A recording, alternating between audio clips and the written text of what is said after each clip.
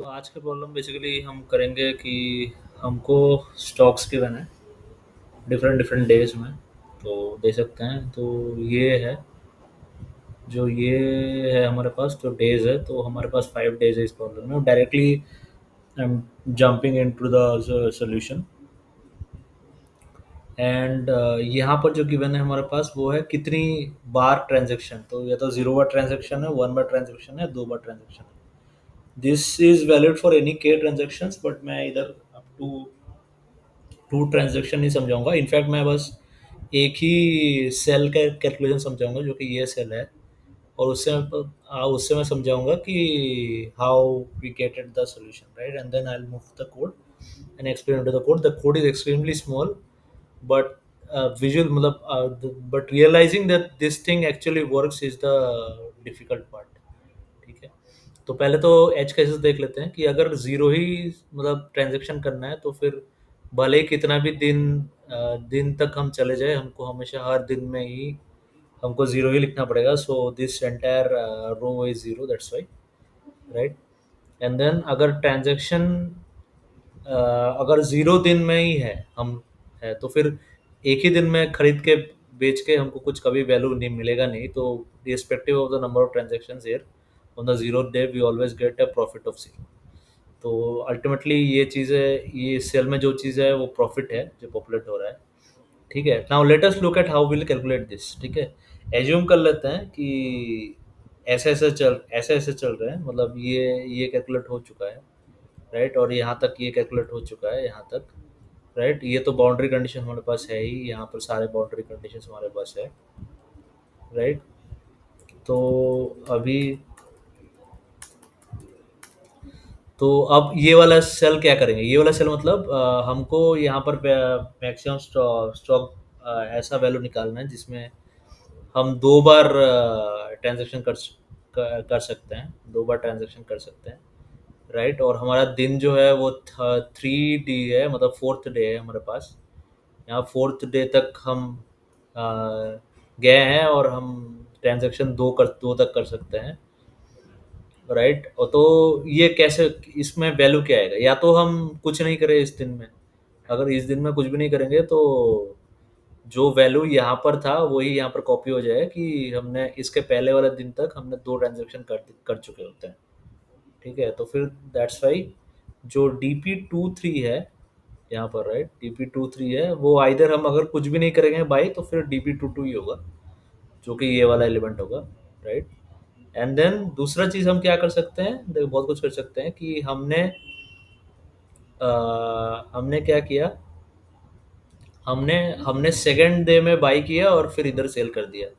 ये कर सकते हैं, सेकंड डे में बाई, मैं इसकी बात कर रहा हूँ, राइट। सेकंड डे में बाई किया और यहाँ पर सेल कर दिया, राइट। उससे एक ट्रांजेक्शन हो गया और फिर हमको एक और ट्रांजेक्शन चाहिए। So what will do is that will just कि सेकंड डे तक या तो थर्ड डे तक, यहाँ पर जो कि रिप्रेजेंटेशन 2 है जिसका, थर्ड डे तक हमारा एक ट्रांजेक्शन हो जाना चाहिए, which is represent by this column, जो कि हम यहाँ पर कर रहे हैं, राइट। सो अभी एक ये ऑप्शन, दूसरा है कि हमने यहाँ पर बेचा और यहाँ पर खरीदा है, फर्स्ट डे में खरीदा है। फर्स्ट डे में खरीदा है तो फिर प्राइसेस 3 माइनस प्राइसेस 1 होगा, right. And then first day में खरीदा और फिर फर्स्ट डे तक एक ट्रांजेक्शन तो हो जाना चाहिए था, जो कि जिसमें जिसमें DP11 आ रहा है। ठीक है, राइट। ठीक है। ये एक्चुअली सेकंड डे है, नॉट फर्स्ट डे नहीं है। तो मतलब समझ लो कि 1 मंथ, फर्स्ट मतलब सेकंड ही है, क्योंकि मतलब जीरो इंडेक्स है। तो DP11 similarly we get prices 0/GP10, मतलब हम अल्टीमेटली हमको क्या चाहिए, हम किस किस में मैक्स हम निकाल रहे हैं, prices 3 minus this type of thing. ठीक है।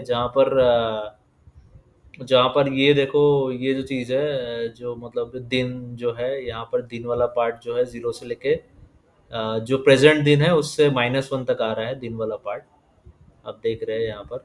और हमको इसका मैक्सिमम चाहिए, क्योंकि इसका मैक्सिमम चाहिए क्योंकि हमको ये पूरा चीज़ का मैक्सिमम चाहिए। ये तो कांस्टेंट है, और हमको बस इस दोनों के बाद, तो हम जैसे 0 0 से जैसे 3 तक आते जाएंगे, J-1 के ये मैक्सिमम कैलकुलेट करेंगे और उसको हम स्टोर करके रखेंगे, राइट? कहीं एक जगह पे, right? It's very difficult to understand this problem, थोड़ा सा आपको खुद ही करना पड़ेगा। I have tried my best to here explain this. तो जीरो से लेकर J-1 तक जैसे हम जाते जाएंगे जे, तो हम उस तक हम ये जो चीज़ है ये तीनों में मैक्सिमम निकाल लेंगे step by, for every iteration हम मैक्सिमम निकालते रहेंगे। एंड फिर उससे हम क्या क्या मिलेगा हमको, ये टोटल का मैक्सिमम को मिल जाएगा, राइट?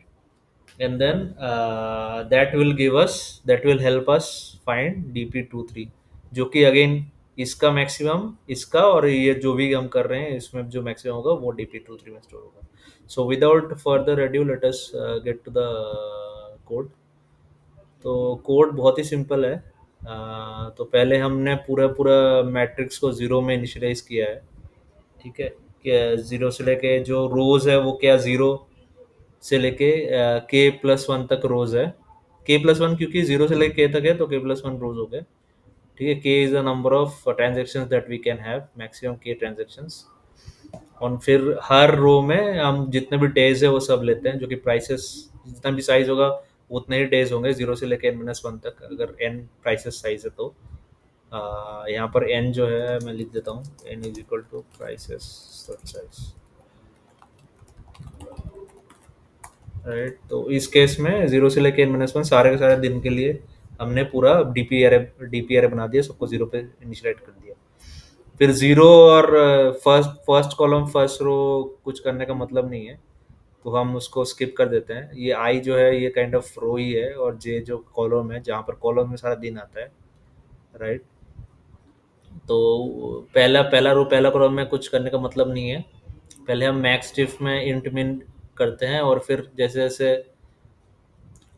हर इटरेशन में we try to find prices J-1 से DPI-1 J-1 जो है इसको मैक्सिमम कैच करने की कोशिश करते हैं मैक्स डिफ में, राइट? और फिर जो DPI-J होगा वो तो या तो हम कुछ नहीं करेंगे तो DPI-J-1 होगा, राइट? एंड देन ये जो टोटल कॉम्प्लिकेटेड टर्म है वो यहाँ यहाँ से कैलकुलेट होके आता है, prices J plus max J, right? ये दो चीज़ समझाने के लिए मैंने वो सारा डायग्राम समझाया था, right? And then that's how we calculate every particular DPIJ, and then finally we return this, which is the result कि सारे के सारे दिन के बाद के एटमोस्ट के ट्रांजेक्शन्स जब हम करेंगे तो हमारे पास कितना वैल्यू निकल केगा जो कि ये रिटर्न करता है। So this is accepted and this is a valid solution, right? So I hope you understood the problem. I see you in the next video. Thank you.